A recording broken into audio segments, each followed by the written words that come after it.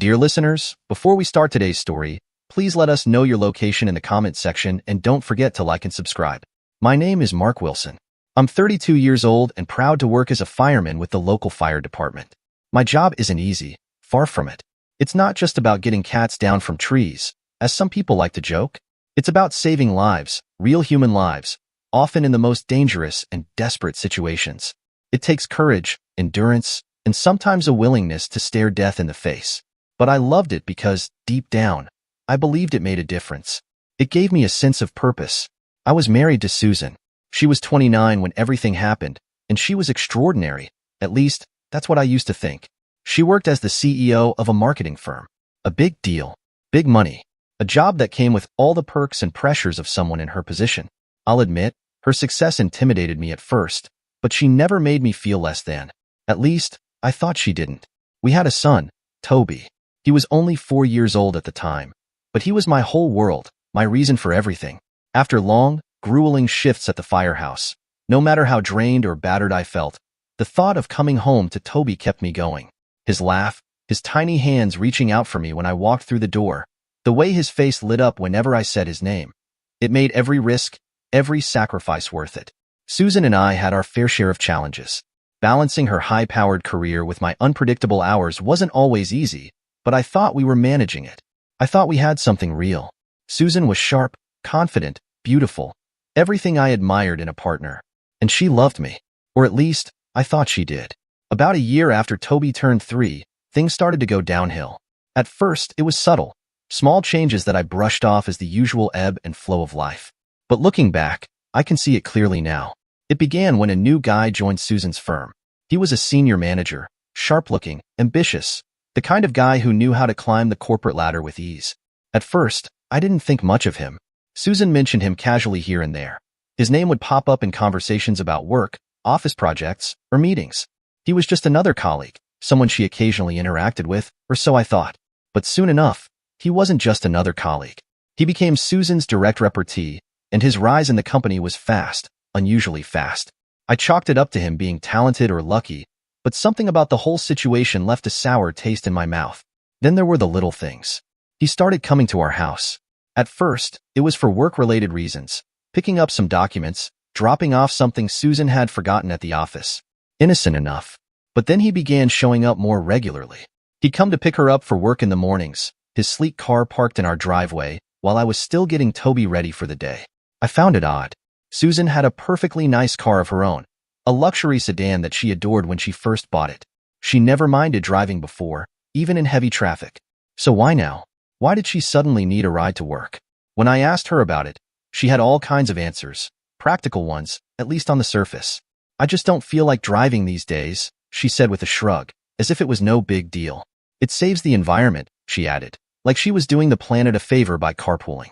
I can start my work early in the car, she explained, tossing in a smile, as though that would make it all make sense. Excuses. That's all they were. Excuses that piled up, one after the other. It didn't take long before his name started coming up more and more, especially at the dinner table. At first, it was harmless enough, or so I told myself. She'd mention a funny story he told her at work or a new initiative he was leading. But soon, the mentions turned into outright praises. Did you know he's a single father? Susan said one evening, twirling her fork in her salad. It's amazing how he manages everything. His job, his son's football practices, and still finds time to volunteer on weekends. He's just so involved. I clenched my jaw but stayed silent, hoping she'd move on to another topic. She didn't. And his son. Oh my God, Mark, you should see him. He's incredible at football. Just like his dad, athletic and disciplined. They're such a great team. Sounds like it, I muttered, keeping my eyes on my plate, trying to ignore the knot tightening in my chest. And he's so insightful, she continued, oblivious, or maybe indifferent, to my growing discomfort. The way he handled that new campaign was genius. I mean, you can tell he's got a mind for this stuff. And did I mention he has a degree from Harvard? Honestly, it's inspiring. That was it. I couldn't take it anymore. Susan, I said, setting my fork down with a sharp clink. Can you stop bringing your work to the dinner table? This is supposed to be family time, not a recap of how amazing your colleague is. She blinked at me, clearly taken aback by my tone. Then her expression hardened. What's your problem, Mark? Are you jealous or something? Jealous? I echoed, my voice rising despite my efforts to stay calm. Jealous of what, Susan? The fact that you can't seem to stop talking about another man while we're sitting here with our son? Yeah, maybe I am a little jealous. Her eyes narrowed, and she leaned back in her chair, crossing her arms. You know what? Maybe you should be. He is more educated than you. And he's smarter than you too. I don't see why that's such a bad thing to acknowledge. Well, that was it. I sat there for a moment, stunned, trying to process what she had just said. I could feel my anger bubbling up, threatening to spill over. But I didn't want to lash out, not in front of Toby, who was sitting there quietly, clearly confused by the tension. Without another word, I pushed my chair back and got up. I'm done, I said quietly, more to myself than to her. I walked away, leaving the dinner table and the sting of her words behind me. The house was cold. Not physically. We had the heater running as usual, but emotionally, it was as if someone had turned the warmth off and left us in a void. The silence was deafening. Susan and I barely exchanged words, just the bare minimum needed to get through the days. I wasn't going to lay down and beg her to fix this. Whatever was happening between us, it wasn't something I could fight alone. And maybe, deep down, I was starting to wonder if I even should. Then one night, while I was sitting on the couch, staring blankly at the television, my fire department pager buzzed, followed almost immediately by the shrill ring of the phone. I picked it up, and the dispatcher's voice came through urgently. Mark, we've got a massive fire downtown. Residential building. Multiple units. Families trapped. We need you on site immediately. Within minutes, I was in my gear and driving to the scene, my mind already racing through protocols and scenarios. But nothing could have prepared me for the sight that greeted me when I arrived. The building was engulfed in flames. Smoke billowed into the night sky, turning it a hellish orange. Residents stood huddled on the street, some in pajamas, others clutching what little they had managed to grab in their escape. The air was thick with the acrid smell of burning wood and chemicals, and the sound of crackling fire mixed with the cries of the displaced. As we set up hoses and assessed the situation, a frantic mother broke through the crowd, screaming at the top of her lungs. My baby is still inside. Her face was streaked with tears and soot, her voice raw with desperation. Her husband stood beside her, pale and shaking, his hands trembling as he clutched her shoulders, trying to steady her. What floor? I asked, already tightening the straps on my helmet. The third, she sobbed. The left apartment. He's in his room. I didn't hesitate. My captain gave me a nod, and I rushed toward the inferno with my partner, the heat hitting us like a wall the moment we stepped inside. Visibility was almost zero, the smoke so thick it felt like it was clawing at my lungs even through the mask. We navigated through the maze of burning debris, the sound of the fire roaring in our ears. When we reached the third floor, the heat was almost unbearable. I could hear the child crying faintly, his voice muffled but unmistakable.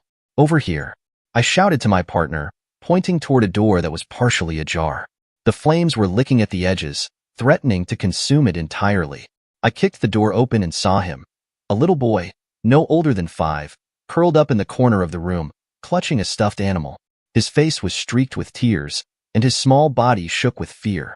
It's okay, buddy, I said as gently as I could, crouching down and reaching out to him. I'm here to get you out. I promise you're going to be okay. He didn't resist as I scooped him up, holding him close to shield him from the heat. His tiny arms wrapped around my neck, and I could feel his heart pounding against my chest. My partner cleared the way as we made our way back, each step feeling like a mile as the fire closed in around us. When we finally emerged from the building, the crowd erupted in cheers and cries of relief. The medics rushed over, taking the boy from my arms to check him over. He was coughing, but he was alive. Thank God, he was alive.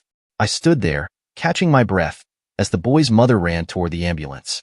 The moment she saw him, she let out a cry that I'll never forget, a sound of pure, raw relief. She scooped him up in her arms, hugging him so tightly it was as if she was trying to fuse them back together. She turned to me, tears streaming down her face, and grabbed my hand. Thank you, she said, her voice trembling. Thank you so much. You saved my baby. You saved him. Her husband approached me next, his face streaked with soot and tears. He didn't say a word at first, just pulled me into a hug, a tight, almost desperate embrace. When he finally spoke, his voice was thick with emotion. I'm forever in your debt, he said. If you ever need anything at all, I'll be there. You have my word. I nodded, unable to find the right words to respond. Moments like these were what made it all worth it. The risks, the danger, the long hours. For all the coldness I felt at home, here, in this moment, I felt warmth again. The next morning, I got a call from my captain. He sounded proud as he said, "Mark, you're going to be recognized by the mayor on Sunday for your bravery last night. Bring your family. It's a big deal, and they'll be so proud of you." I hung up the phone, my chest swelling with a mix of pride and anticipation. When I got home, I couldn't wait to share the news. Toby was sitting on the living room floor, building towers with his blocks. I crouched down next to him, ruffling his hair. "Hey, buddy," I said with a grin. "Guess what? Daddy is getting an award this Sunday. The mayor is going to give it to me because I helped save that little boy from the fire." Toby's eyes lit up, and he clapped his hands excitedly. "Wow, Daddy, you're a hero," he said, his voice full of awe. Hearing him say that made my heart swell. "You're coming with me, champ," I said. "It's going to be a big day for us." Just then, I heard footsteps, and Susan appeared in the doorway, holding her phone. She must have overheard the conversation because, to my surprise, she walked over and wrapped her arms around me in a warm hug. "That's amazing, Mark," she said, her voice softer than it had been in weeks. "I'm proud of you." I returned the hug, a flicker of hope lighting up inside me. Maybe this was the start of something better between us. "Thanks," I said, pulling back slightly to look at her. "We need to be there on Sunday, all of us. It's a big day for me. I want you and Toby by my side."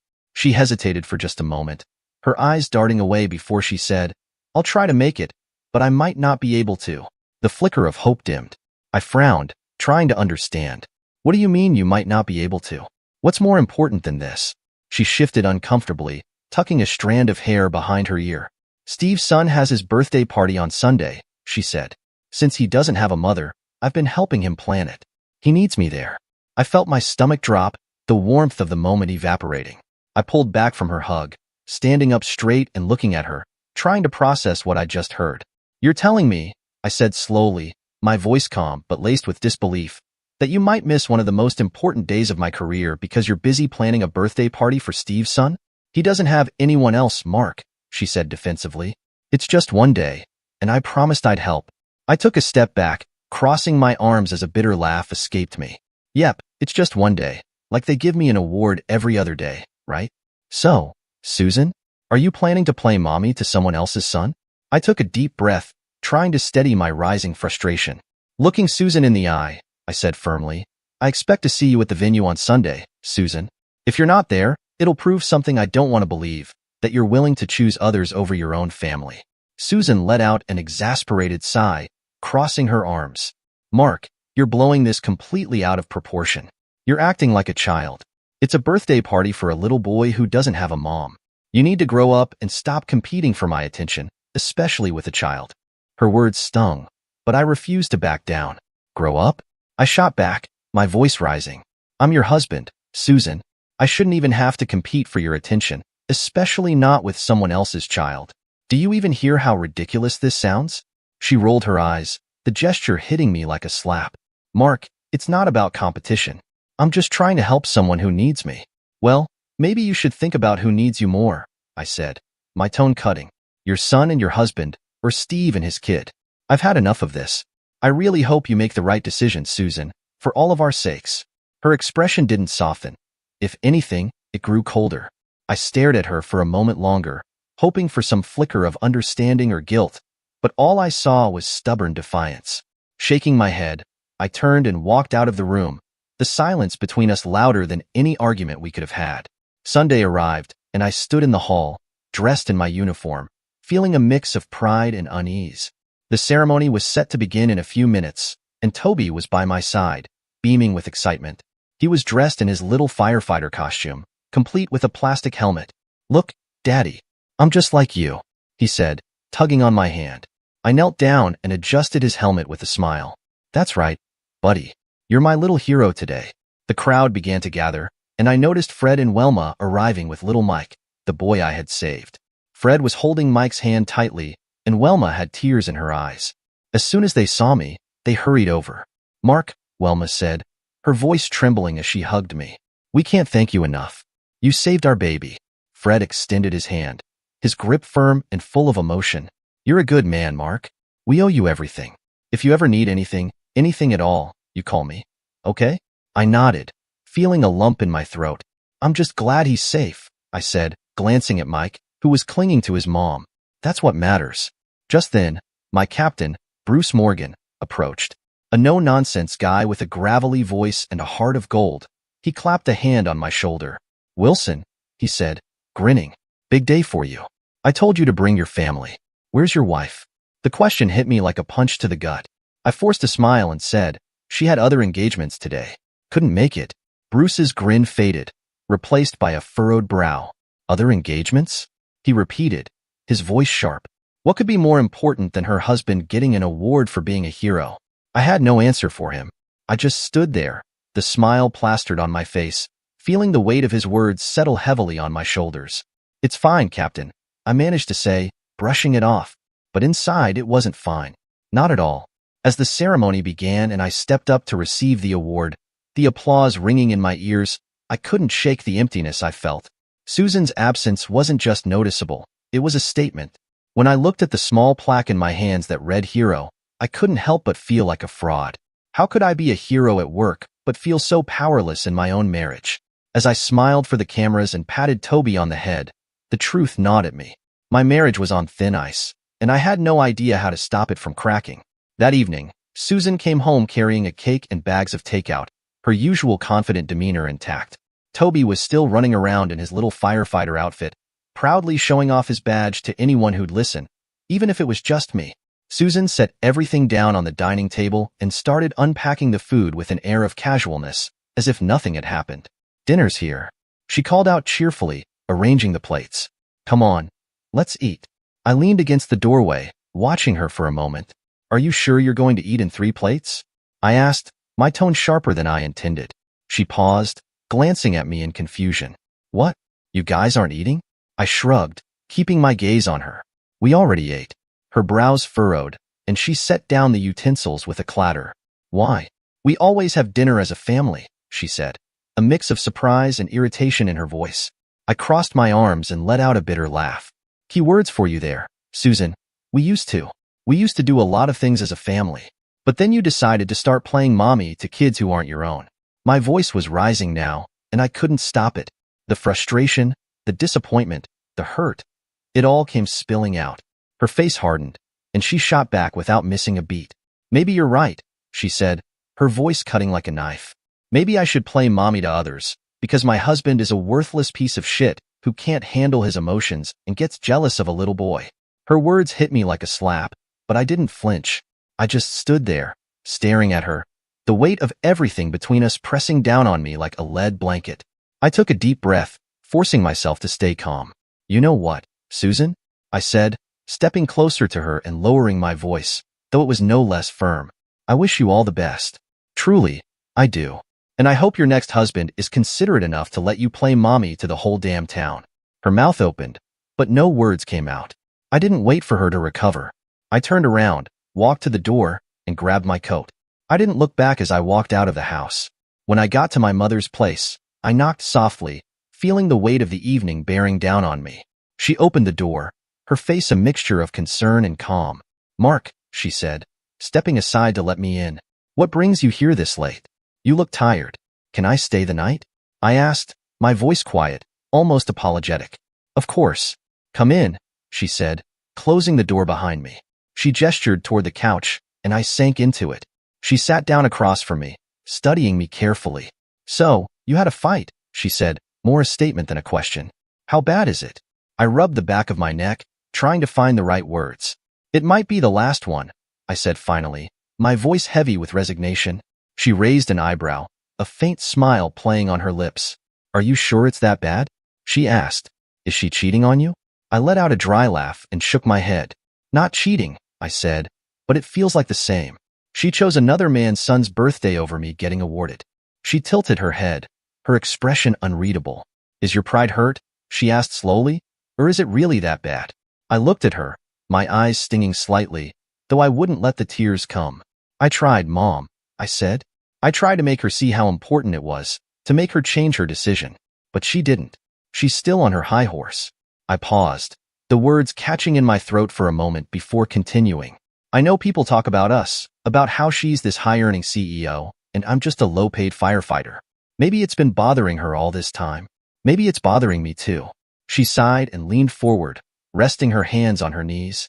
I can always make that call, son, she said gently. You know I can. But if I do, you'll never be who you are. I looked at her, my heart aching but resolute. No, I said firmly. I don't need that in my life. It's simple so far. I have a son to look after. At home, Susan called her friend Megan, the HR head, and told her that Mark has left home after a fight. Megan asked her to stay strong and things will get better. A few minutes in, Susan sat on the couch, her face in her hands, when Steve walked in uninvited, holding a bottle of wine. Susan, he said softly, setting the bottle on the table. I heard you had a rough night. Thought you could use some company. She glanced up at him, her eyes red from crying. Steve, how did you know? Oh, did Megan tell you? And I don't think. He cut her off, sitting down beside her. Hey, I'm just here to support you. You don't deserve this kind of treatment. You're an incredible woman, Susan. Successful, smart, beautiful. Your husband should be proud of you, not holding you back. Susan shook her head. Mark isn't holding me back. He's just different. He doesn't understand. Steve leaned closer, his voice smooth and reassuring. He's jealous, Susan. You know that, right? He's jealous of your success, your independence.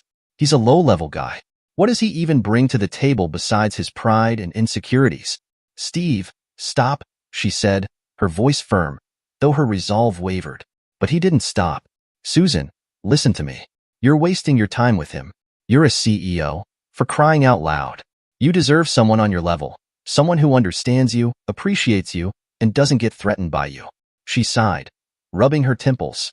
It's not that simple, Steve. We have a son together. I can't just... Steve interrupted again, his voice lower now, almost a whisper. I love you, Susan. I've loved you since the day I met you. And Toby? I'd take him as my own. He deserves better too. Someone who can give him the kind of life you can provide. Susan's breath hitched slightly, and she closed her eyes for a moment, letting his words sink in. When she opened them, she looked directly at him, her expression unreadable. Steve, I need time to process this. Please, just go. Steve hesitated, his hand reaching out to touch hers, but she pulled away. Susan, go, she repeated, her tone firmer this time. He nodded reluctantly, standing up and grabbing his coat. All right, but I meant what I said. You deserve better. As the door closed behind him, Susan sat in silence, staring at the empty space where he had been. I just need time, she whispered to herself. I need time to process this. The next day, Susan sat in her office, her eyes narrowed in frustration as Megan sat across from her, looking nervous. The tension in the room was palpable. Megan, Susan began, her voice cold and controlled. I trusted you. How could you let my private conversation with Steve get out? This is not just gossip. It's my personal life. Megan shifted uncomfortably in her seat, her hands clasped together. I didn't mean for it to get out of hand. It was just... Steve was talking to you about some personal stuff, and I thought maybe you needed someone to listen. Susan's eyes narrowed further, her patience wearing thin. I don't need anyone speaking on my behalf, Megan. You don't understand what this is doing to me. Before Megan could respond, the door opened and Steve walked in, looking casual yet confident. He glanced between Susan and Megan and then spoke gently, as if trying to mediate. Susan, I don't think this is Megan's fault, Steve said, his tone calm but firm. We all want what's best for you. We're just trying to make sure you're okay. You've been through a lot, and we want to help you. Susan's eyes flicked to Steve, her expression hardening. I don't need your help, Steve. I need time to process what's going on. I've been trying to figure things out on my own, and I don't appreciate you involving others. Steve's expression softened as he stepped closer to her. Susan, please. We all care about you. Don't shut me out. Don't shut Megan out. We just want you to be happy. Susan stood up abruptly, her voice sharp as she turned towards Steve. I said, I don't want to discuss this anymore. You need to leave. Steve hesitated for a moment, clearly taken aback by her outburst. Susan, you know I'm here for you. But if you want me to go, I'll go. Susan didn't say anything more but simply motioned to the door. Steve nodded reluctantly and left, closing the door behind him. Once he was gone, Susan let out a heavy sigh and collapsed back into her chair. Her mind was swirling with conflicting emotions, but all she could say to herself was, I just need time. I need time to process this. Now back with Mark. I didn't answer any of Susan's calls. I couldn't bring myself to hear her voice, not after everything that had happened. When I heard that she'd gone to the station trying to find me, I felt a pang of something deep inside me, but I knew it wasn't the time. I couldn't face her yet. The guys at the station knew what was going on. They could tell something was off. We'd all been through enough together that they could see the strain in my eyes. I wasn't hiding it, and I wasn't pretending anymore. When I saw them in the locker room the next morning, there was no need for words. They just nodded at me, letting me know they had my back. Hey, Mark, Jason, one of the newer guys, spoke up. We got your six, man. Don't worry about what's going on outside of here. We know what she did. You're one of us. I nodded, barely able to force a smile. Thanks, guys. Tom, who had been with the department longer than anyone, put a hand on my shoulder. Listen, we don't care what happens in your personal life. You're a brother to us. Always have been. Always will be. They all looked at me, their expressions serious but understanding. The kind of loyalty that came with being a part of something bigger than just a job. Don't let her get to you, Mark, Jake added, his voice steady. Whatever happens, we're with you. That hit me harder than I expected. It was as if, for the first time in days, I felt like I wasn't completely alone. My brothers at the station, they had my back. They had no idea how much that meant. I just nodded, not trusting my voice, and walked away from them to get ready for the next call. Susan felt overwhelmed. The weight of the tension at home, her guilt, and the feeling of isolation had taken its toll on her. Her mind raced with thoughts of what had happened with Mark, the unresolved issues, and the harsh words exchanged. Work had become more challenging, too, and she couldn't focus the way she used to. One afternoon, Megan, a close friend from work, noticed how off Susan seemed. Megan had always been there for her, and she saw the sadness in Susan's eyes. Hey, you look like you could use a break. Want to go out for drinks tonight? We could catch up, have some fun, forget about everything for a bit. Susan hesitated for a moment, but the thought of getting away from her own mind, if only for a few hours, was tempting. I guess a drink wouldn't hurt, she replied, still feeling drained. She called a babysitter to look after Toby, though she felt a pang of guilt leaving him behind. But tonight was for her. She needed to let go, even if just for a while. When she arrived at the bar, Megan was already there, waiting for her with a warm smile. Susan took a deep breath as she walked up to her, trying to shake off the heaviness she had been carrying. Thanks for convincing me, Susan said, sitting down. Of course. You deserve a break, believe me. You've been going through a lot. They chatted for a while, sharing stories and lighthearted banter. It felt good to laugh again, even if it was just for a moment. But as the night went on, more drinks were poured, and Susan started to feel the effects. Megan and Susan both had a few too many, but Susan's mind kept drifting back to Mark. Despite her best efforts, she couldn't stop thinking about how everything had spiraled out of control. Soon, the conversation turned to Steve, who had shown up at the bar a little later. He'd been a comforting presence lately, offering her support in ways she didn't realize she needed.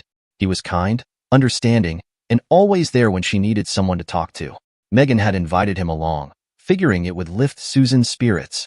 But as the night continued, Susan found herself caught in a strange emotional whirlwind. Steve was there, offering comfort in the form of jokes and gestures, but Susan couldn't shake the feeling that she was losing control of herself.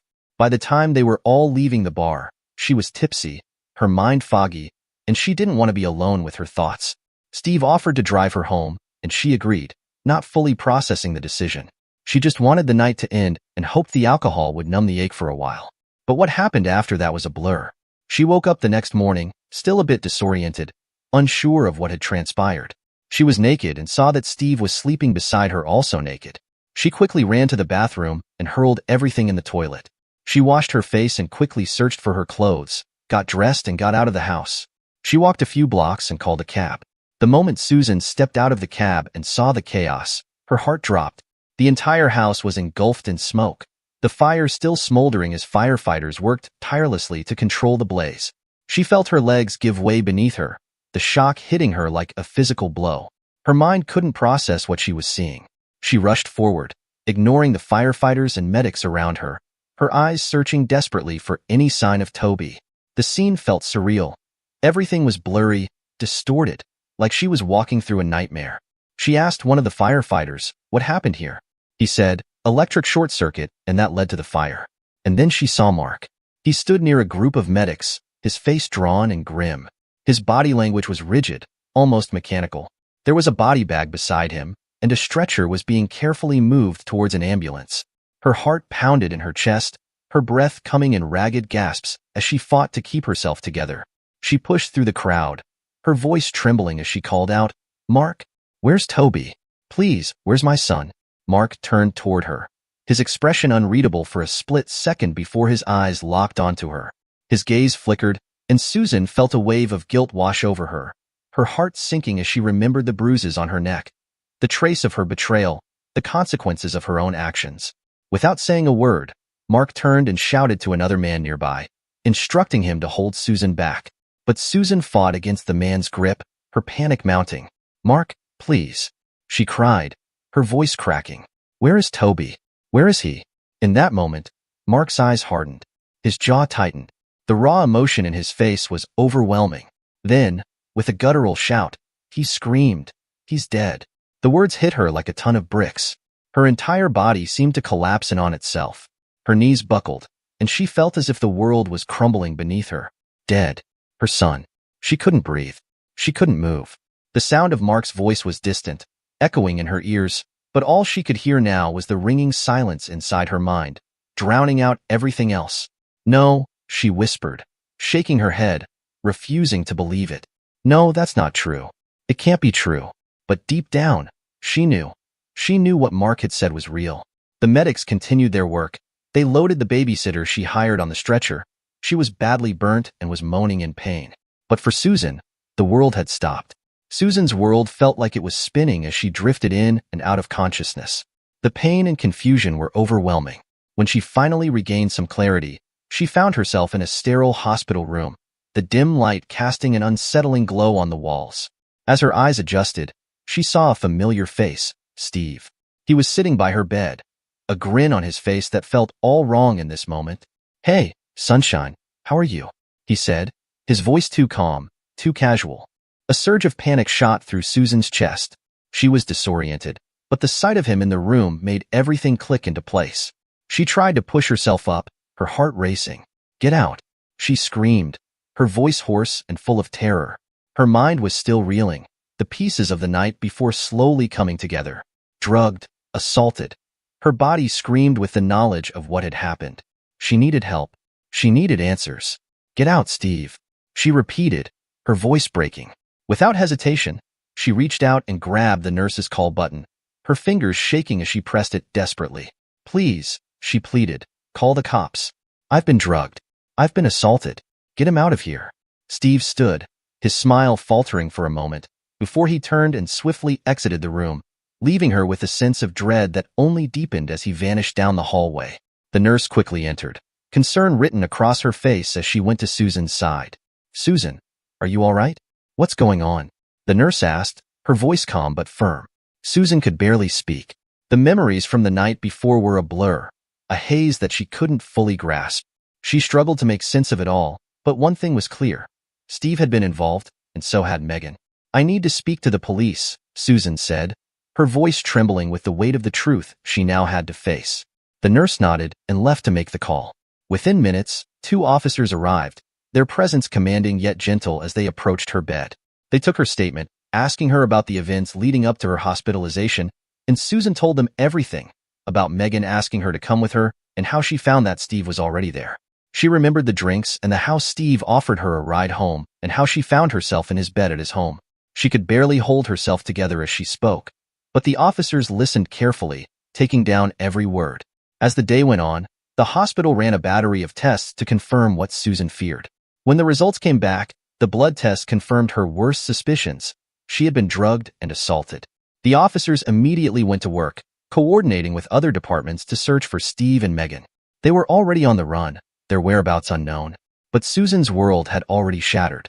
The pieces were falling apart too quickly for her to catch, and even though she had people now trying to help her, it felt like the damage was done. The betrayal, the assault, the loss. It was all too much to bear. Susan lay in the hospital bed, staring at the blank walls around her, her thoughts a tangled mess of regret, grief, and longing. She had been in a fog since the moment she woke up, the reality of her son's death crashing over her like a wave she couldn't outrun. But beyond that, beyond the overwhelming pain of losing Toby, there was a quiet ache in her chest, a deep yearning for Mark. She had messed up so much, hurt him in ways that she could never take back, but she missed him. She longed for him. The hours stretched on, each one feeling heavier than the last. She thought about the choices she had made, the decisions that had led her here, and she couldn't help but feel utterly lost.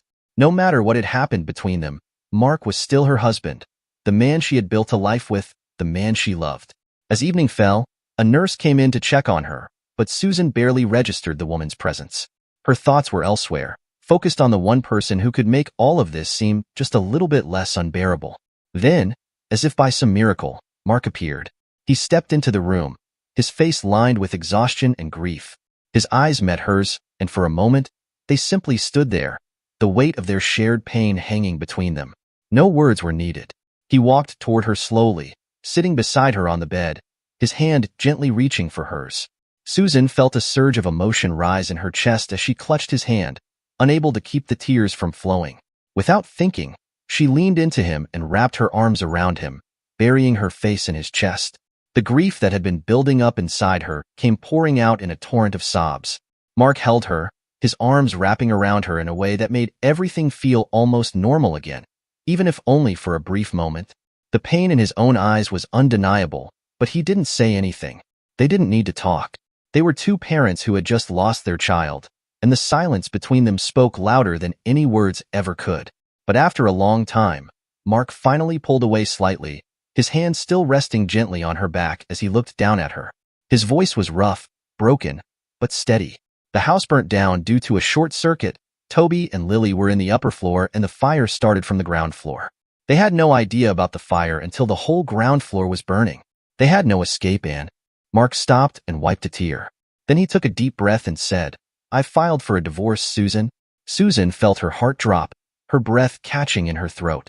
She pulled back slightly, staring at him with wide, disbelieving eyes. "What?" she whispered, her voice barely audible. "Mark, please. You'll be served once you're out of the hospital," he continued, his voice cold but filled with an underlying sadness that mirrored her own. She felt the floor drop out from under her as she crumpled, her emotions completely unraveling. Her body shook with the force of her sobs as she fell to her knees before him, desperate and broken. "Please, Mark," she pleaded, her voice choked with grief. "Please don't leave me. I know I messed up, but I never cheated on you. I didn't mean for things to get this far. Please." Mark looked down at her, his face a mixture of pain and sorrow. The tears in his eyes mirrored her own, but he said nothing for a moment. He just stared, watching as the woman he loved, the woman he had shared so much with, crumbled in front of him. Susan collapsed further, her body racked with sobs as she clung to his legs, begging him to stay. But Mark didn't move to console her. He simply stood there, looking down at her, his heart breaking as he made the hardest decision of his life. Now let's check from Mark's point of view. I stood there, looking down at Susan, my heart heavy with pain. Her face was streaked with tears, her sobs echoing through the room. "Susan," I began, my voice steady but raw, "I'm not filing for divorce because what happened to you yesterday night. No, that's not it. I could have overlooked that. Hell, I could have worked through that. But the reason I'm doing this is because you don't respect me. You've never truly valued me as your husband, as your partner. You don't see me as an equal." Her eyes widened at my words, but I couldn't stop now. I had to say it. A marriage is about balance, Susan. It's about two people, standing side by side. It's not about who makes more money or who has a fancier job title. It's about the effort both people put in. And you've always acted like you were the superior one. Like your success made you better than me. Like I didn't matter. I could see her trembling, but I wasn't done. "I know what happened to you, Susan. I know you were set up. I know you were drugged, manipulated, and assaulted. But you want to know the real reason I can't forgive you? Because you looked at Steve like he was the superior one. Like he had something I didn't. Well, look where that got you." Her eyes flashed with guilt, but I pressed on. "Now, Steve's on the run, a criminal. And I'm still here. I'm still standing tall, an honest man, a firefighter, a hero. You chose to follow him, Susan. You chose to walk that path, even when I was here, ready to support you. And now look at where we are. A child is gone. A marriage is broken. And you're left alone, realizing that the man you turned your back on, your husband, was still the one who would have stood by your side." I stared down at her, my heart breaking all over again, but I knew I couldn't let myself be dragged back. I put everything on the line for you, for us, your husband, and you could never see it. I paused, swallowing the lump in my throat. But this is where it ends. You've made your choices, Susan, and now I'm making mine. And with that, I turned and walked out, leaving her to process everything. Susan lay there on the floor when a nurse came in and helped her up. She gently helped her onto the bed and tucked her in. Suddenly, the door creaked open, and in walked an old man, leaning on a cane. Behind him, 6 towering men entered. The old man made his way to the side of Susan's bed, and one of the large men pulled a stool closer for him. The man sat down with an air of authority, his eyes glinting with a sinister understanding. "So, you are Susan, my son Mark's wife," he said. But before she could open her mouth, he raised his hand to stop her. "I know he never told you about me," the old man continued, "but it's not his fault. You see, I'm a bad man. I run a criminal empire that spans over 100 countries. And Mark is an honest man, living the life I once wanted." He paused, his eyes narrowing, and Susan couldn't help but shiver under his gaze. "Now, it seems that my grandson is no more, and I'm not pleased with that news," he said, his voice darkening.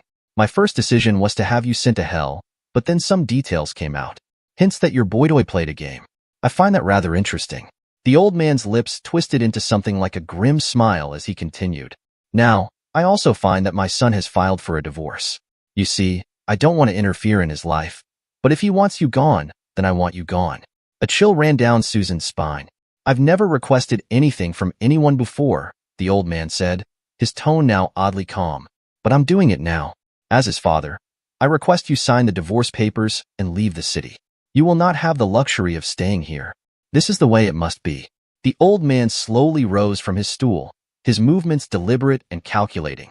He glanced around the room one last time, and as he approached the door, he paused. Without a word, he turned back towards Susan. The old man drew near Susan, his eyes never leaving her face, and his hand, gnarled with age, reached out to rest on her forehead. "I know about Steve and Megan," he said, his voice soft but laced with malice. "I never had a daughter," he said, his tone now eerily calm. "But since you still are my daughter-in-law, I promise you this." His words hung heavy in the air as his fingers pressed lightly against her forehead, almost as if sealing the promise in some twisted way. "The two will not see the light of another day." With that, he slowly withdrew his hand, straightened his back, and without another word, turned to leave. The next morning, Susan was finally discharged from the hospital. Her body felt weak, her mind still swirling with the aftermath of everything that had happened. As promised, the divorce papers were delivered to her home.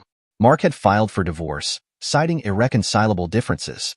She held the papers in her hands, trembling. Tears blurred her vision as the reality of the situation sank in. She had lost everything. Her husband, her child. She was betrayed by people she called friends, and now all she could do was sit there, holding the papers, as the sobs racked her body. She moved into a smaller house that she owned near her office. Her grief was interrupted by the sound of the doorbell ringing. She wiped her tears and made her way to the door, not knowing who to expect. When she opened it, a uniformed officer stood there, his face grim. "Miss Susan, I'm sorry to disturb you, but we have some news," the officer said, his voice serious. "We found 2 bodies, Megan and Steve. We were hoping you could tell us anything about their deaths." "I don't know anything about that," Susan managed to say, her voice strained. "I had nothing to do with it." The officer nodded, clearly not convinced, but he said no more. "If you remember anything, please don't hesitate to reach out." He turned and left without another word. As the door clicked shut, Susan stood motionless for a long moment. She was alone. She didn't know what to do, where to go, or how to start picking up the pieces of a life that had fallen apart. The divorce proceedings began with Susan trying to fight it, despite her father-in-law's chilling warning. She stood firm and did not want to lose her husband. Mark remained silent, his lawyer handling the bulk of talking. The judge, seeing no resolution in sight, adjourned the proceedings for the day, setting another date for the continuation. Later that evening, as Susan tried to digest everything, her phone rang. The voice on the other end was cold and threatening. "Sign the divorce papers, or there will be consequences." Susan burst out on the man on the line. "I have nothing to lose. Without my husband, there is no point of living. So do what you have to do. I am fighting for my husband." Susan resigned from her job. Susan was offered a large sum of hush money by the company, eager to avoid any bad press. They insisted she remain silent about everything that had happened. Susan accepted, feeling trapped but needing the financial security. When the next court date arrived, the judge, sensing the tension between Susan and Mark, suggested counseling. Both were ordered to attend, in hopes of resolving their issues outside the courtroom. The counseling session was quiet, save for the soft sniffles and occasional sobs. Mark sat across from Susan, his face tense with frustration. "You've disrespected me, Susan," Mark said, his voice heavy with emotion. "You ignored our marriage, put everything else before me, before us." Susan's heart sank, but she didn't interrupt. She simply looked at him, tears brimming in her eyes. "I know," she whispered, her voice breaking. "I'm sorry, Mark. I've been selfish. I didn't see what I was doing. I didn't understand, but I see it now." Mark's eyes softened, though his anger still lingered. "It's like you didn't care about our life together anymore." It hurt. Susan nodded, accepting the sting of his words. "I never meant to hurt you. I've been blind, and I've failed you." She took a deep breath, wiping away her tears. "I want to fix this. I want to be the wife you deserve." Mark stared at her, searching her face for sincerity. "I've left my job," she continued, her voice steady. "I'm willing to be a housewife. I'll support you. I'll be there for you. I want to be your wife, a firefighter's wife." She looked up at him, her heart exposed. "I'll do whatever it takes." The room was silent for a moment. Mark didn't know how to respond. It was all so much to process. But Susan's words hung in the air, the weight of her sacrifice clear. After a few more sessions, the walls between Mark and Susan began to crumble. Slowly, they found themselves talking more openly, addressing their issues, and healing in ways they hadn't before. The counselor, watching them, gave a small nod. "It's good to see you both willing to work through this. Keep going." That evening, Mark and Susan returned home together. The divorce case was officially dropped. They now had to rebuild what they had lost. In the park, Mark's parents sat side by side on a bench, the quiet sound of birds fluttering around them. Brenda, gazing at the birds, spoke softly. "I come here often, feed the birds, and then head home," she said, her voice calm. John nodded, his expression thoughtful. "I know." She glanced at him, a curious look in her eyes. "So, you didn't kill Susan?" John smiled, a dark, knowing smile. "She was willing to die for him. She knew who I am, what I've done. She knew I killed Steve and Megan. But even then, she wasn't willing to let go of him. You don't let go of a wife who's willing to die for you." Brenda smiled, a quiet understanding passing between them.